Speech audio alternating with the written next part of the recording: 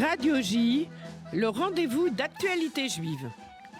Alexis Lacroix, bonjour. Bonjour Lise. Alors, actualité juive, pas encore cette semaine. La semaine prochaine, un double numéro pour les fêtes de Tishri en attente. Mais on a choisi de vous recevoir, bien entendu. C'est votre rendez-vous pour évoquer l'actualité. Bah écoutez, c'est très gentil, j'en suis ravi. Effectivement, on est en train de préparer avec les équipes un numéro Tishri dans lequel il y aura notamment, évidemment, le grand entretien événement de la rentrée des fêtes avec le grand rabbin de France, Chaim Korsia. Mais enfin, ça ne nous empêche pas, vous avez raison, d'évoquer cette actualité très chargée en cette rentrée ou pré-rentrée. Mais Bien sûr, on ne sait pas ça trop. Ça commence. La rentrée des radios, c'est plutôt lundi prochain, Oui. mais enfin, ça commence déjà. Mais on est encore en août et on est déjà très écouté. Très écouté. De toute façon, on est tout le temps sur Radio J. Mais voilà, je pense que ça a quand même, comme vous le dites, très bien déjà démarré. Alors, vous souhaitiez évoquer pour nous ce matin Joséphine Baker. Pourquoi ? Alors, Joséphine Baker, elle va faire l'objet, si vous voulez, d'une procédure qui est très honorifique dans la République française, qui est la panthéonisation, l'entrée au Panthéon. Ça aura lieu donc à la fin novembre, c'est ce qu'a décidé le président de la République, Emmanuel Macron. Et à cette occasion, donc Joséphine Baker, on ne la présente pas, évidemment, c'est une grande artiste, meneuse de revue, qui a été aussi d'ailleurs une figure importante de la résistance, du combat pour les droits des femmes, des combats aussi de la franc-maçonnerie. Et c'est vrai que la décision de la France, du président de la République, du gouvernement, de la faire entrer au Panthéon, ratifie une proposition qui avait été faite, vous vous en souvenez, Élise, parce que vous avez beaucoup de mémoire journalistique, par le philosophe et écrivain Régis Debray. Bien sûr. Figurez-vous, déjà en 2013, donc c'était il y a maintenant 8 ans que cette proposition avait été faite. Alors, Debray, c'est un homme lucide, assez ironique même. Dans sa tribune qui avait été publiée par Le Monde, il disait...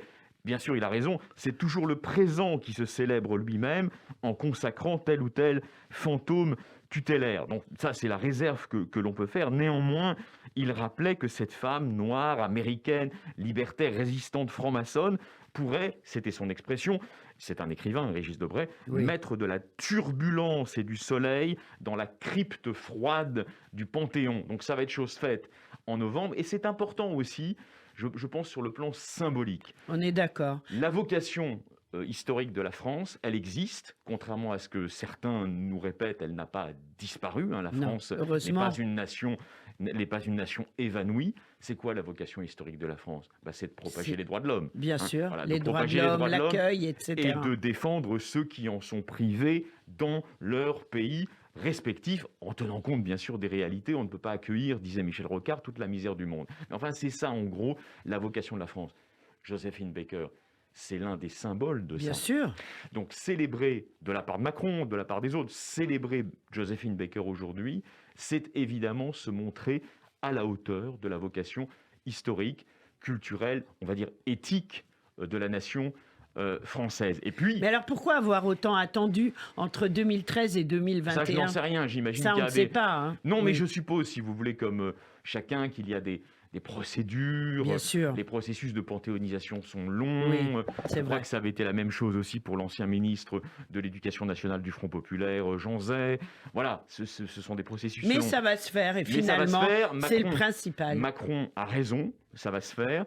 Et ça sera peut-être l'occasion aussi de célébrer les bons côtés, parce qu'ils existent, de la relation franco-américaine. Ben évidemment. Évidemment. Alors, on parle d'Amérique, mais maintenant on part en Israël.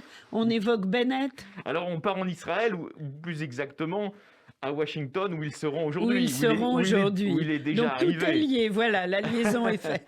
Alors, bon, c'est un gros challenge pour lui. Bien sûr. Visite d'État officielle aux États-Unis, réception bien sûr par le secrétaire d'État américain Anthony Blinken, mais aussi par le président de la République américaine, des États-Unis, mais c'est une république. C'est son premier grand voyage bien sûr. à l'étranger en tant que représentant de l'État d'Israël. Bien c'est sûr. important. Alors, il inscrit, vous le savez, ce voyage sous le signe de l'apaisement, d'une fraternité retrouvée.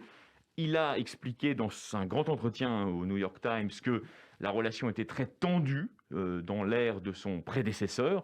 Il n'en manque pas une l'un contre l'autre, ça continue. C'est un tout petit peu excessif. Il y avait aussi beaucoup d'amicalité entre Trump et Netanyahou. Néanmoins, il y avait plein de dossiers qui n'avaient pas été réglés en dépit de la performance historique qu'a constitué il y a un an maintenant la signature, la conclusion des accords d'Abraham avec une partie du monde arabe, très large en fait, allant des Émirats au Maroc et au Soudan. Mais si vous voulez, aujourd'hui, ils ont des problèmes à régler. Oui. Bennett, au fond, affiche une ligne extrêmement modérée, de conciliation, on va dire de compromis, pour reprendre un mot de la politique française. Il dit, au fond, il n'y aura pas d'État palestinien. Ça, c'est une promesse, de toute façon, qu'il avait faite. Il n'en veut pas. Puis il vient, quand même, qu'on le veuille ou non, d'un sionisme religieux qui est par essence hostile. Bien sûr. En revanche, et ça, c'est une concession très importante par rapport à la base idéologique, disons, de ses fondations politiques, il dit qu'il n'y aura pas non plus d'extension des implantations, des settlements, comme on dit en anglais. Et ça, évidemment, ça va aussi dans le sens des pressions d'une administration américaine qui va de plus en plus probablement insister pour qu'il y ait une solution de ce que eux appellent le problème israélo-palestinien. Bien sûr. Donc, une visite importante qu'on retrouvera... Et importante aussi, parce que l'Iran change de tête, mais finalement, le régime est aussi pire qu'avant, on va dire les choses clairement sur Radio J. Voilà, bon. Et donc, évidemment, il y a l'Iran dans leur discussion, et Naftali Bennett, à juste titre, souhaite s'assurer que l'administration américaine nouvelle a autant conscience que la précédente du péril potentiellement mortel, létal, que constitue un Iran en voie de nucléarisation, semble-t-il, imminente. Oui, c'est inquiétant. Alors, l'Afghanistan, quand même, au cœur de l'actualité, Alexis. Oui, alors si vous voulez, c'est vrai qu'aux États-Unis, nous en sommes un petit peu à l'écart, évidemment, ici à Paris, mais on ne mesure pas l'avalanche d'indignation que suscite le retrait forcé, ou en tout cas auto-infligé, comme le dit Bernard-Henri Lévy, des Américains de la scène afghane et notamment de Kaboul. On ne mesure pas aussi les débats très intenses qu'il y a dans les médias américains, sur les chaînes info notamment, mais pas seulement, sur le nombre de personnes à exfiltrer du pays, et notamment tous ces Afghans qui ont aidé les Alliés dans le nation building, aujourd'hui avorté. Alors, on sait que l'administration américaine a laissé entendre qu'il y aurait probablement quelques 100 000 personnes à la date du 31 août qui auraient été exfiltrées. Évidemment, beaucoup de journalistes, de commentateurs disent « mais c'est totalement insuffisant ». Par rapport au nombre de personnes qui nous ont aidés, il faudrait monter à 300 000. Donc vous voyez, c'est une situation qui, par beaucoup d'aspects, est comparée par les commentateurs à Saïgon 1975. C'est-à-dire, oui, ça fait peur, oui, on se souvient tous des images. Une forme de pantalonnade diplomatique absolument terrible, projetant l'image, qui ne correspond évidemment pas totalement à la réalité non plus, mais d'États-Unis, au fond, affaiblis, ou en tout cas touchés dans leur image jusqu'ici d'invincibilité. Et selon vous, fallait partir ou pas ?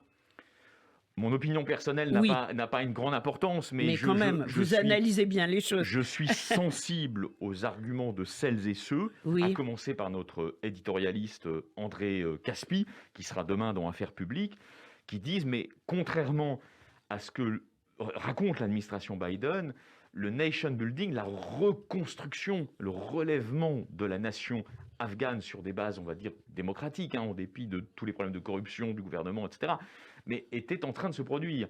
Et donc on laisse à eux-mêmes aujourd'hui une société civile qui aspire quand même, qu'on le veuille ou non, à la liberté, enfin au modèle libéral, et on livre, aux inconnus d'un mouvement totalitaire qui certes joue profil bas aujourd'hui, mais est-ce qu'on peut les croire ?